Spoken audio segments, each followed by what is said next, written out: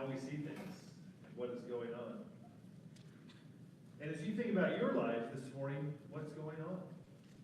What are you experiencing? What's happening? What is happening in this moment of time that you are a part of?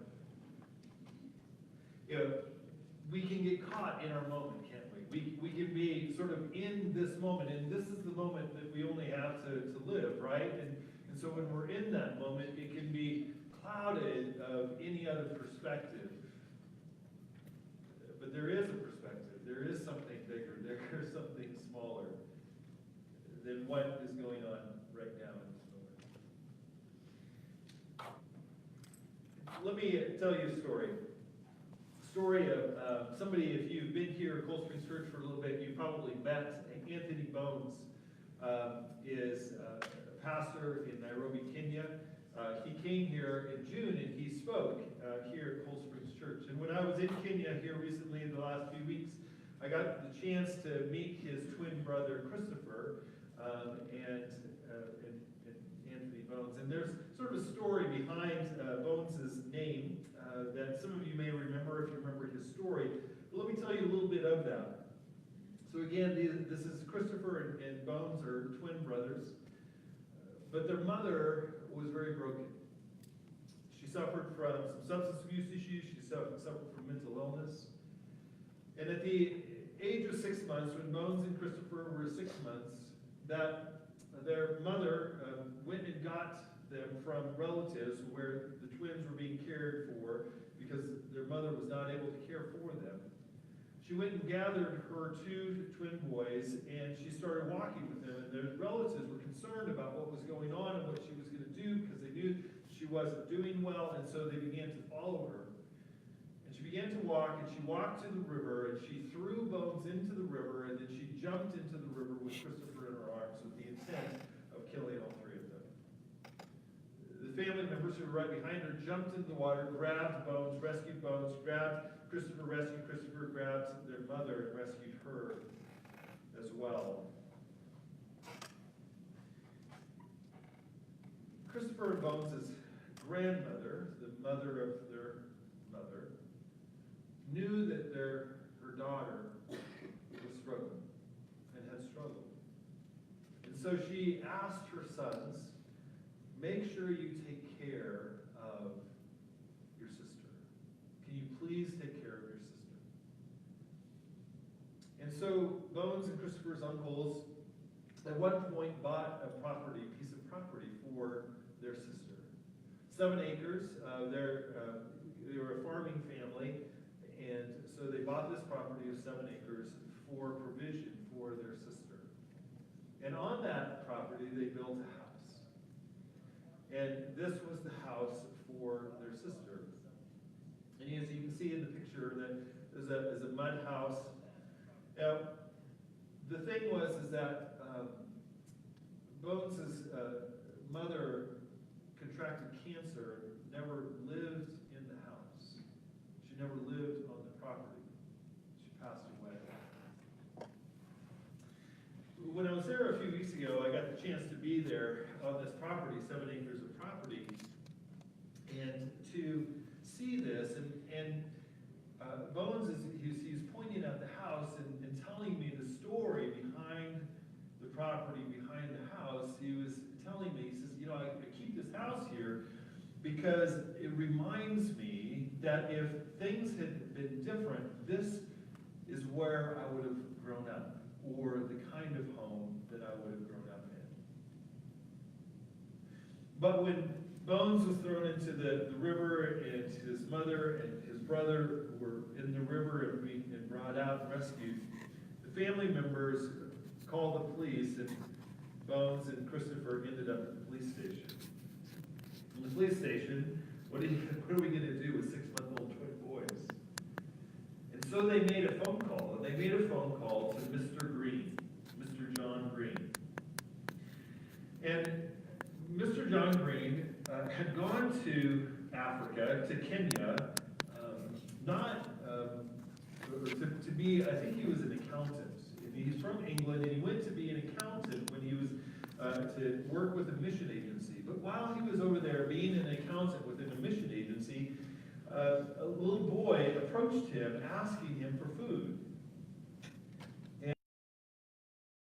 the little boy said, "No, I need to go get my brother so he can have food too." And so these two little boys came into his home and he gave him some food. And he came and conversing with them to learn that these two boys didn't have a home, didn't have parents, they were street children. And so Mr. Green asked permission from the village elders if he could bring these children and other children into his home and to care for them. And that was the beginning of his orphanage. And that was who was called when Bones and Christopher, as 6-month-old twin boys, needed a place to be, needed a home, needed parents. And Mr. Green and Mrs. Green, Esther Green, who were married after Bones and Christopher had moved in, they've raised 436 children in their community that God has brought to them in their providence, of which Christopher and Bones were two of those children. And Mr. Green and Mrs. Green, what they provided, they didn't create an institutional orphanage, they created a family. And so Bones shared when he was here that he had, 35, 40 brothers and sisters as he grew up. But they had parents that cared for them in a family, in a home. And if they went to Testimony School, it was Testimony House was the orphanage, and Testimony School is the school that they went to, a Christian school that still exists as one of the top schools in their community in Eldred, where many children from all over the area come to have an education, to have an excellent education, a Christian education. And it was that education that then began to open up doors for Christopher and for Bones that eventually led him into studying for ministry and being pastor of Good Shepherd in Kenya. You see, Bones was a part of a group of pastors who were part of the African Strategic Discipleship Movement. The ASDM was designed in order to gather 16 leaders from 16 nations across the continent of Africa. That was founded by Isaias Osabo, the Ethiopian leader who developed this discipleship approach, this contextual approach for African leaders. And Bones was one of those 16 leaders that a team from our church went over that I was a part of, and I was a part of that first training that they did. And I met Bones at that point, and we developed a little bit of a relationship. But then last December, I went to Mozambique because they finished their training, their 2 years of training. And Bones and I made a deeper connection during that time. And during that time, I said to Bones, I said, if you're ever in the United States, you need to come to Cold Springs Church. We'd love to have you. And he's like, well, I'm going to be there in June. I said, well, you need to come. And then he followed up, and we made that, and we brought him out here, and he spoke. And I don't know if you remember Bones speaking and sharing. And we did a few other things as well. He mowed my lawn, right, which was awesome. I said, man, I got a Kenyan gardener. This is amazing. And we took him down, rafted down the American River, and he survived that as well. And it was just a wonderful time. Just so you know, I keep forgetting this part of the story. Where did Bones get his name? See, when he was a 6-month-old little baby and he was brought to Mr. Green looked at him and said, you look like a bag of bones, because he was so skinny. And that's the name that he took, and it stuck with him. So when Bones was here, and we were having these conversations about the things that I was doing, the things that he was doing, he began to tell me about the story of his property that he had. And him and his brother Christopher had gone, and they had begun to plant different bamboo in order to create some crops and some other trees. And they had eucalyptus trees, which grow really fast, which they use for firewood there. And so he began this economic development. But the other thing that he told me was that there's a spring on this property. And they begun primary testing about the purity of the water, and it was found to be very high purity. Now, if you've ever been to a third world country, you know what is the thing that everybody tells you? Don't drink the water, right? Don't drink the water, because in developing countries, the water has little things in there that don't like us, they like us, we don't like them, they like us. And our stomachs are built for them. And so bottled water is a huge industry in any developing country, as it is in Kenya. And there was this dream of developing a bottled water company off of this spring that was on this property. But they didn't have the investment money. And I was like, so we were in all these activities, we were driving around, and at one point we were driving with my friend Todd, and I knew that Todd has a heart for the world and heart for people, and he does that where he will invest in things. And I said, Todd, you need to hear the story. Go and tell the story. And Todd said, yes, that's something I want to be a part of. And so when I was there, I got to see the spring that provides water for the community in the beginning of the building that is the water purification bottling facility, where the goal is by January that they will be producing bottled water in the community. And the dream and the intent of Christopher and Bones is that 50% of the profits will go to help children in need and children at risk, as they were in their lives. And Bones has a son who is autistic as well. And there's this heart to give back. And you know, as I think about this story of Bones, and I think about how it sort of started when he said, I look at this house. You know, this is the place I would have grown up. This would have possibly been my life. And we're not to say that Bones didn't struggle through the journey, right? I mean, there were some really hard things that happened. There was some really brokenness that happened within that. But it's a lot about perspective. Of where are you looking and how are you looking at the story that is being unfolded, that is being written? How do you find hope in your life? And that's what I want to look at today. As we begin this series of Vintage Christmas, as we're looking at these words that we sort of have maybe thrown around and that are a part of the language, particularly in the holidays, but as we look to Jesus, as we look at what does it mean to be people of hope within the world, and I found this fantastic passage of Scripture. It's this passage of Scripture that I'm sure that you've studied deeply, that is great, that I want us to look at more deeply. It's found in the Gospel of Matthew chapter 1, which speaks of this amazing hope. Matthew chapter 1, starting at verse 1. Now there was a little bit of sarcasm in there, which my wife always says, David, you have to be careful with that, all right? So Matthew chapter 1, you may not have actually read this deeply, but let me read. In Matthew chapter 1, starting in verse 1 and going to verse 18. The book of the genealogy of Jesus Christ, the son of David, the son of Abraham. Abraham was the father of Isaac, and Isaac the father of Jacob, and Jacob the father of Judah and his brothers, and Judah the father of Perez, and Zerah by Tamar, and Perez the father of Hezron, and Hezron the father of Ram. And Ram the father of Amminadab, and Amminadab the father of Nahshon, and Nahshon the father of Salmon, and Salmon the father of Boaz by Rahab, and Boaz the father of Obed by Ruth, and Obed the father of Jesse, and Jesse the father of David the king. You've read this, right? Yeah. Said all those names.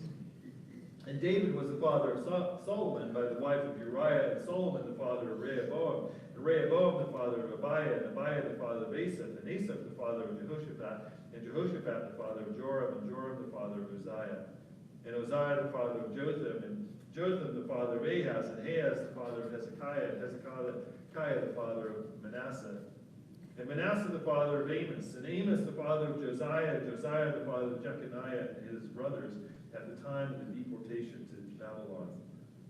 And after the deportation to Babylon, Jeconiah was the father of Shealtiel, and Shealtiel the father of Zerubbabel, and Zerubbabel the father of Abiud, and Abiud the father of Eliakim, and Eliakim the father of Azor, and Azor the father of Zadok, and Zadok the father of Achim, and Achim the father of Eliad, and Eliad the father of Eleazar, and Eleazar the father of Mathan. And Mathan the father of Jacob, and Jacob the father of Joseph, the husband of Mary, of whom Jesus was born, who is called the Christ. So all the generations from Abraham to David were 14 generations, and from David to the deportation to Babylon, 14 generations, and from the deportation to Babylon to the Christ, 14 generations. Now the birth of Jesus Christ took place in this way. When his mother Mary had been betrothed to Joseph, before they came together, she was found to be with child from the Holy Spirit. So you studied that passage, right? I mean, you've read that one. It's like, man, this is some great stuff in here. I'm going to look deeply into that. No, you didn't. You may have read it once or tried to, and you're not like, I can't say these names. And then it becomes the speed reading part of the Bible, right? It's like, been there, done that, zoom. Okay, let's get down to the real stuff. Let's get down to the things that are most important. But what you see in this list of names is that if you are a follower of God, then you are a follower of the God of the generations. You are a follower of a God who is creating a story of which you are a part, and he knows all the details of that story. That it's a long story. It's a long story. The way that Matthew sets this up, and he says it sort of at the end, it's 14, 14, 14, these 14 generations, 14 generations, 14 generations. And what's going on there is what scholars think is that actually because there are some generations that are missed in there is that he's setting up a way for people to remember, a mnemonic device within the 14, 14, and 14, and he's bringing out certain aspects of those generations as he shares them. And if you were a Jewish person, of which Matthew was primarily writing to a Jewish audience when he wrote this book, your genealogy was critically important to your identity of who you were. And so grounding Jesus to King David, the greatest king, and to Abraham, the father of faith, was sort of, those are the markers to say Jesus is the fulfillment of what God was doing throughout history in all of these generations, in all of these stories. It's a long story, and God has been a part of every bit of it, every generation. It's the same for you and I. Your story and our story is a part of a long story, and God is in the midst of it, in every part of it. So what is hope? You know, there's something a little bit irritating about having hope, all right? And it's this. In order to have hope, you have to be a place in your life where you don't have something you long for. Because if you have everything, if everything's perfect, if everything's good, if everything is right, then there's no reason for you to long for something else. So in order for us to have hope, by its very nature, there's a sense of missing. There's a sense of longing. There's a sense that the story isn't complete, that there's something that I need, that I must have in this story that I'm experiencing, that I'm a part of. And here's what hope is. Hope is remembering that we're living in an ongoing story that God is the Lord over. We have hope when we remember that when we get stuck in this moment from this perspective of whatever it is that you are experiencing, whether it's good, bad, or ugly, that there is a greater story that is going on. That this moment that you're a part of, and the moment that you were a part of, the moments that you will be a part of, God is a part of that. He is still king. He is still Lord over that story. That is where we find hope. Is that what we experience right now is as deep as it is, as painful, as all-consuming as it might be, it is not all there is that God is king and he is Lord over this greater story. Peter writes these words in 1 Peter 1, verses 3 through 6, to remind us of this reality that God is in the midst of the details of our life. Blessed be the God and Father of our Lord Jesus Christ.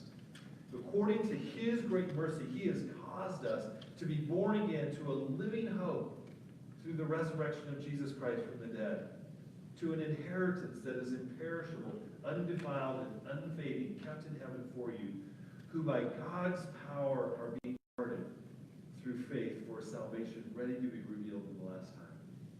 For in this you rejoice, though now for a little while, if necessary, you have been grieved by various trials. Does anybody here know what it means to be grieved by various trials?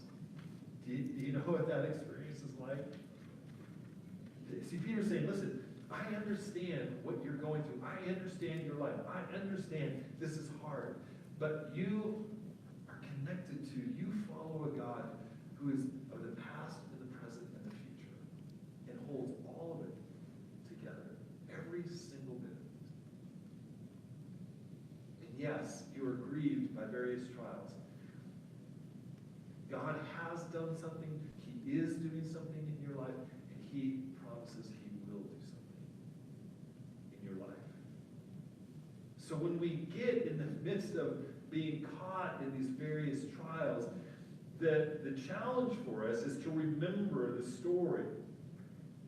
That when we're stuck in our moment, when we're stuck in our story, is to remember there's a greater story that is going on around us.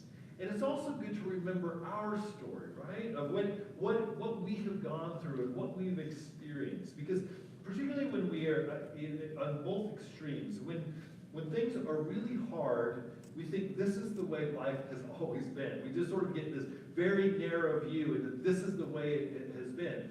Or when things are really good, we just forget about God or anything else. And what we need to do is that particularly in the moments of challenge and difficulty is that we need to step back and remember the greater story of where have we seen the graces of God in our life. Where has God shown up? Where has his faithfulness met us in our need? Because when we do that, it's guaranteed that we're going to see the evidences of grace. We're going to recognize the evidences of grace that have been there. And when we go back into Matthew chapter 1, verses 1 through 18, this is one of the unique things about what Matthew does in his genealogy in the beginning of his book, is he gives glimpses of the evidence of God's grace in his greater story that are at work. Now, for the Jewish society, it was very patriarchal. So when genealogies were written, women were not normally a part of the genealogy. It was passed down through the male, through the way that genealogies were written. But here, when we read Matthew's genealogy, we see something very interesting. Is that Matthew includes 4 women. 3 of them were Gentiles. Maybe probably even the 4th is a Gentile as well. The non-Jewish people are a part of the genealogy of Jesus. That's really highly unusual, that a non-Jew would be a part of the genealogy and a woman, that they would be a woman. The two of those together was highly unlikely and highly unusual. But here, this is what Matthew does. In fact, Matthew leaves out some prominent Jewish women of Sarah and Rebecca and Leah and Rachel, all of those who are a part of God's story that was captured in what we call the Old Testament, the Hebrew Scriptures. They're not in Matthew's genealogy, but here, these 4 Gentile women are. There's Tamar, is here in the story.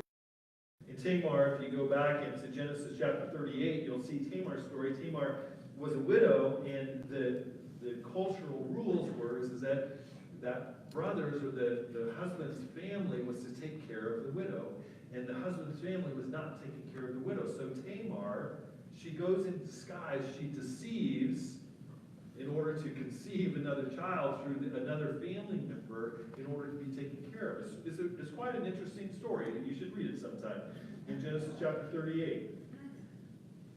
And then Matthew mentions in verse 5, Rahab. Rahab was a prostitute who lived in the city of Jericho. And when the spies went into Jericho to sort of spy out to see if they could conquer this city, that it was Rahab who hid these spies from her fellow Jerichoites and got them safely out of the city in exchange that her and her family would be saved when the Israelites came and they conquered the city. And so Rahab was redeemed from both physical death and a sinful life. And then there's Ruth. Ruth's story is found in the book in the Old Testament called Ruth. And Ruth was a Jewish woman, and Naomi was a Jewish woman, and there was a famine, and so her family left the land in order to go to survive, and in that where they settled, all of the men died. And Ruth was the daughter-in-law. She was a Moabite. And so when Naomi decided to go back to her homeland to try to survive, Ruth says, I'm going to go with you. Your people are going to be my people. And Naomi tried to dissuade her, and Ruth wouldn't do it. And God met her and provided for her and for Naomi, and provided a husband, Boaz, for Ruth. And then in verse 6, the other woman is referred to as the wife of Uriah. The wife of Uriah was Bathsheba. Bathsheba was the woman that David forced himself on, raped, and they conceived a child. Uriah was her husband, who was one of David's greatest soldiers. And David, in his sin and his deception, to try to hide what his sin that he had done with Uriah's wife, ended up putting Uriah in a place where he was killed in battle. It's a sordid story that is there. And yet here, Bathsheba is a part of the story of the work of God. Why would God include all of those stories, all of those sort of brokenness and sordid stories that are there? Because their stories are our stories. Their stories are reminders that no matter what has happened to you or what you have been involved in and the choices that you have made, that God's grace is greater than your story. And that when you allow Jesus Christ to enter into your story, it will transform and change your story. And that God is the Lord over your story.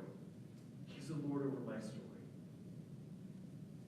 And there's nothing greater than his grace, nothing greater than his mercy, nothing greater than God's Son, Jesus, and his power to redeem and to restore and to bring hope. There's another little thing here that reminds us that when we get caught in our story and we get consumed in our story and we think that this is the end, that really isn't the end. It's not over yet. It's that line in verse 11. It says that Josiah, the father of Jeconiah, and his brothers at the time of the deportation to Babylon.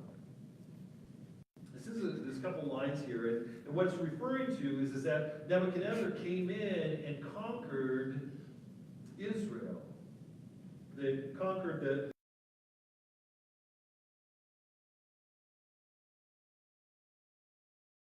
people. Or if you conquered people, what you did is you moved them en masse to another country, to another place, because it's really hard to fight for your country when you're not in your country, right? It was a strategic defense mechanism. And then you always brought the smartest and the best people, because then you put them in as your servants. And so the people of Israel found themselves in captivity. They found themselves separated from their homeland. The story has to be over. No, it's not over. Do you find yourself right now in a place that you never thought you would be? Maybe a place of not of your choosing.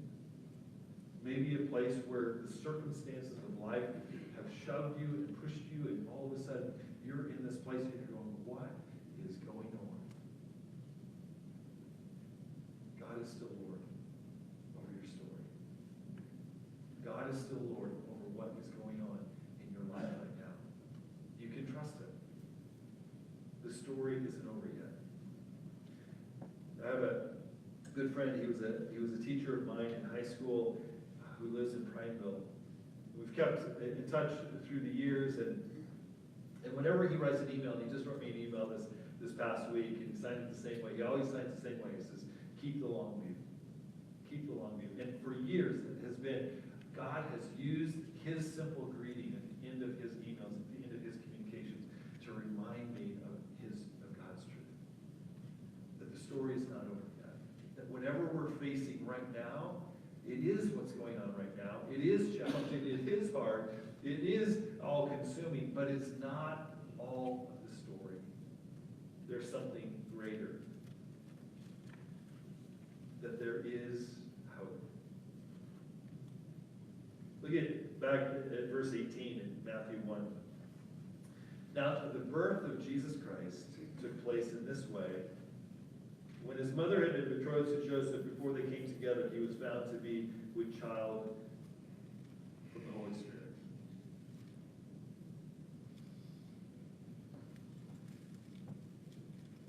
God, to bring hope into the world, chooses an unwed teenage girl to bring the Savior of the world.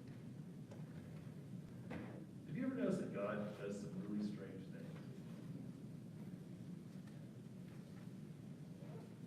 Why would he do that? I think is a part of this greater story. Is that God is in the midst of the story, that there is hope where we see there is no hope, where we think there is no hope. God is at work. That if we submit ourselves, if we humble ourselves, if we allow God to come into whatever is going on, that God is able to bring his redemption, his hope, his love, his healing, that he is able to bring Jesus.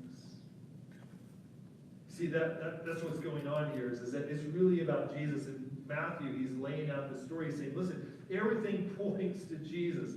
That this is what God has been up to, is he's bringing Jesus. And the greatest thing you can do is that you can open up your life, that you can encounter and you can meet Jesus, because everything is hinging on Jesus, and it will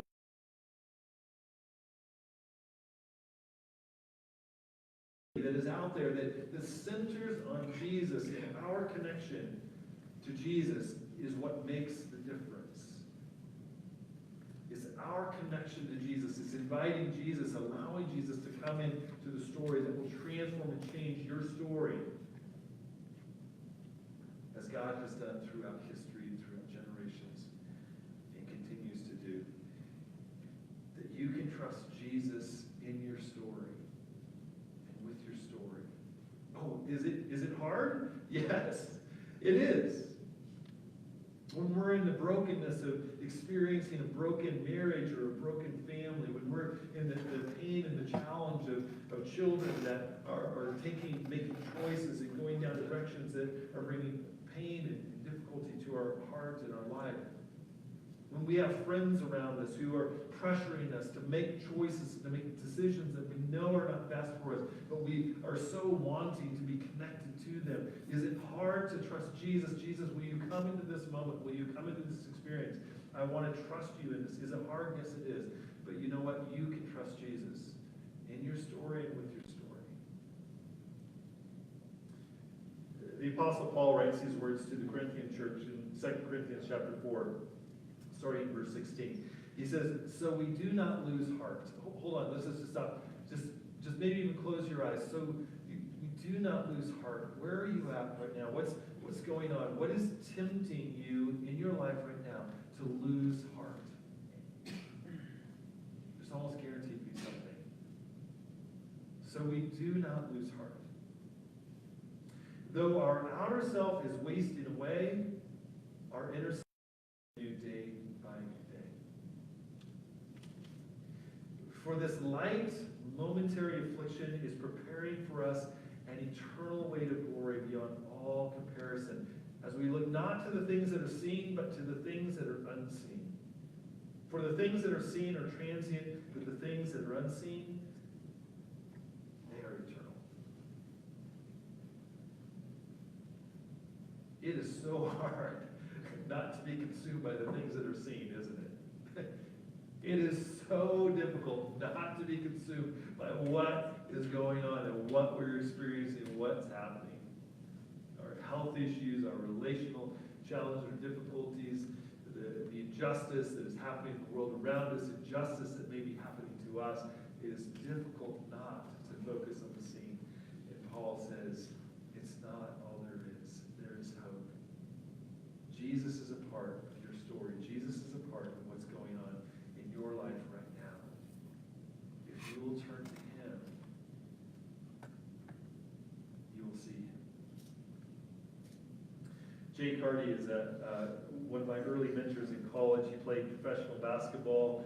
This really huge guy, neat, wonderful man who had this great ministry of encouragement and evangelism to others. And I remember him telling a story.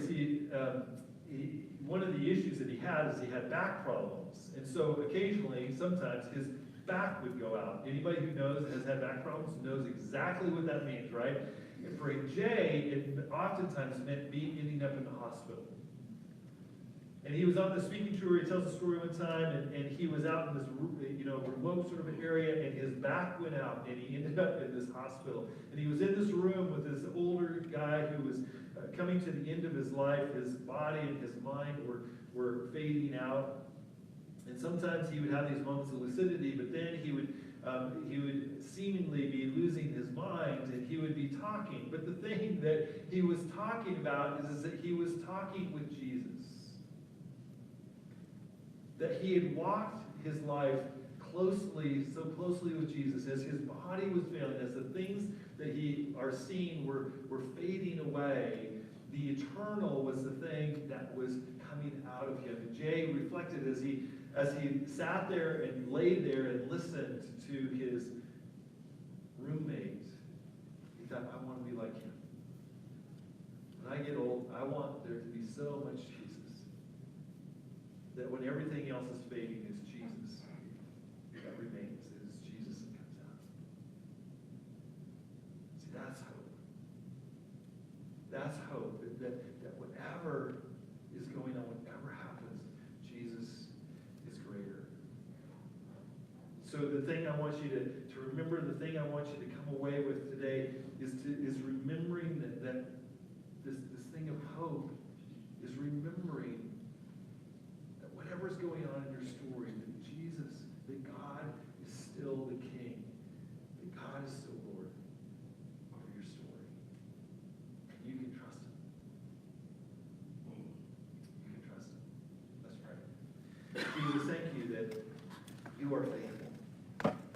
God, thank you that you are the God of the generations who has been weaving together this amazing story and continuing to do it in our lives. And I pray that you would give us the eyes to see in the moments of our challenge, in the moments of our difficulty, that you would give us the humility to repent of our control-freak nature that tries to control everything, and that you would give us the grace to have open hands in life, to allow you to give and to take, and to trust you in all that story